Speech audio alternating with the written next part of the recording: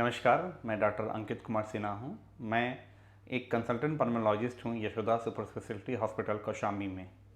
आज हम अस्थमा की जो इलाज है उसके बारे में और उससे जुड़ी हुई जो कुछ भ्रम हैं उसके बारे में बात करेंगे। आपने अस्थमा का जो हम सबने देखा होगा कि अस्थमा का जो मेन इलाज होता है, जो डॉक्टर आपके जाते हैं तो कुछ इन्हेलर्स आपको दी जाती हैं। इन्हेलर्स जो हैं आपको अस्थमा का सबसे इम्पॉर्टेंट पार्ट होता है इलाज का।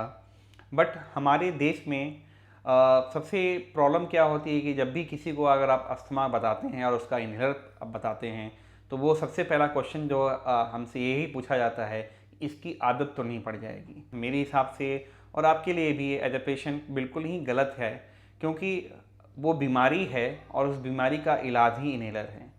जो इन्हेलर्स हैं उनका कोई साइड इफ़ेक्ट नहीं होता। ये सबको अपने मन में ये गांठ बांध लेनी चाहिए कि इन्हेलर का कोई साइड इफ़ेक्ट नहीं होता है।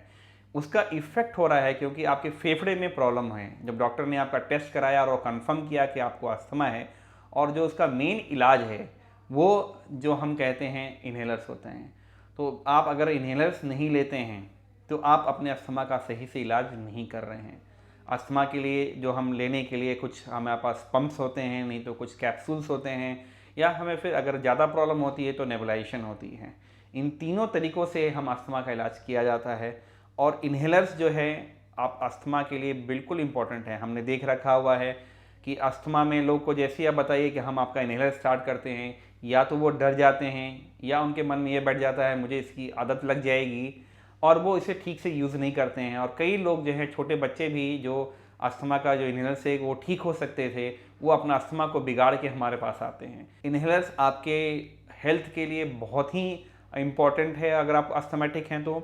और आपका जो मेन ट्रीटमेंट है, जैसे अगर हमें बीपी की, हाइपरटेंशन की अगर बीमारी है तो उसकी दवा खाना हमारी ज़रूरत है, न कि आदत है। सेम उसी तरह से अगर आपको अस्थमा है तो इन्हेलर्स आपके लिए ज़रूरत है, ना कि उसकी आदत है। अगर आप उसको ठीक से लेते हैं तो आपका डॉक्टर उसको धीमे धीमे, जब आपका अस्थमा कंट्रोल में आ जाता है तो हो सकता है उसको हम ऑन ज़रूरत बेसिस पे भी स्टार्ट किया जाए। बट जब भी आपको अस्थमा लगे आपको इन्हेलर्स ज़रूर लेना चाहिए। और इन्हेलर्स लेने का पर्टिकुलर उपाय होता है, पर्टिकुलर तरीका होता है कि हमें इस तरह से ही लेना चाहिए। हमने देखा है कि कुछ पेशेंट्स इन्हेलर्स लेते भी हैं तो उसे काफ़ी गलत ढंग से लिया जाता है। कभी हमने इसको दूर से ले रहे हैं, मुंह के आगे से, कभी कैप्सूल को हम ठीक से, कई लोग कैप्सूल हम देते हैं तो पता चला कि वो खा के आ रहे हैं। तो जब भी आपको अस्थमा होता है और डॉक्टर आपको प्रिस्क्राइब करता है, वो डॉक्टर आपको समझाएगा कि इसको हमें अगर इन्हेलर्स ले रहे हैं तो हमें कैसे लेने हैं, और अगर हम उसके लिए कुछ कैप्सूल्स जो हम DPI बोलते हैं उसको अगर हम ले रहे हैं तो कैसे ले रहे हैं। ये अपने डॉक्टर से ज़रूर पूछें, और हर बार उसे जब भी आप जाएँ अपने डॉक्टर्स को ये करके दिखाएं कि आप जो ले रहे हैं कि वो इन्हेलर्स सही है कि नहीं। क्योंकि इन्हेलर्स का उपयोग जो है ठीक ढंग से नहीं हो रहा है।